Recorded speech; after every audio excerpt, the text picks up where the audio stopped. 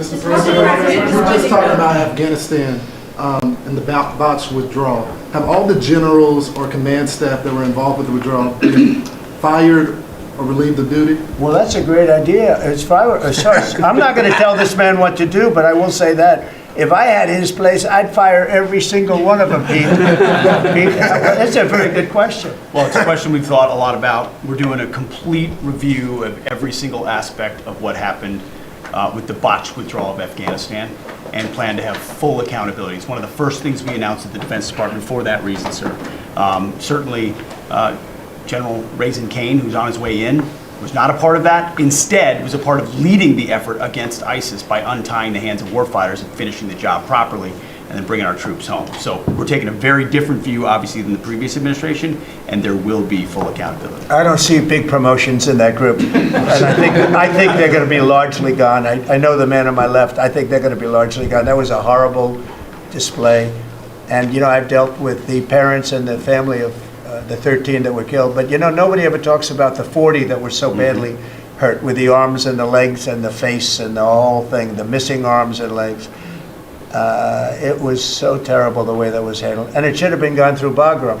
We have a big base with big fences and nobody can get in, and you have, you know, hundreds of acres instead of a little local airport where the whole place went crazy. That was so badly handled, and I would think that most of those people are going to be gone. Are we going to take Bagram back? So I'll tell you what has bothered me very much, very, very much. We give billions of dollars to Afghanistan. Nobody knows that. Nobody knew that. Do you know we give billions of dollars to Afghanistan? And yet we left behind all of that equipment, which wouldn't have happened. You know, we were getting out under me. I'm the one that got it down to 5,000 people. We were going to get out, but we were going to keep Bagram, not because of Afghanistan, but because of China, because it's exactly 1 hour away from where China makes its nuclear missiles. So we're going to keep Bagram. We were going to keep a small force on Bagram. We're going to have Bagram Air Base, one of the biggest air bases in the world, one of the biggest runways, one of the most powerful runways in the sense that it was very heavy concrete and steel. You could carry about anything. You could land anything on those runways. We gave it up. And you know who's occupying it right now? China. Biden gave it up. So we're going to keep that, and we're going to have a withdrawal, and we're going to take our equipment. We're going to do it properly. We're going to do it we're going to keep the equipment. Well, they ran out. It was, what happened there was, in fact, you know, in all fairness to Putin, when he saw that, he said, well, this is our time to go into Ukraine, I guess, because the timing seemed to be about right. But we send them billions of dollars in aid, which nobody knows. If the American public knew that, they know it now. And if we're doing that, I think they should give our equipment back. And I told Pete to study that. But we left billions, tens of billions of dollars worth of equipment behind. Brand new trucks. You see them display it every year on their little roadway someplace where they have a road and they drive waving the flag and talking about America.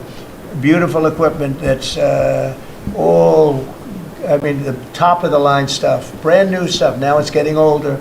But you know what? We're going to pay them. I think we should get a lot of that equipment back. You know that Afghanistan is one of the biggest sellers of military equipment in the world. You know why? They're selling the equipment that we left.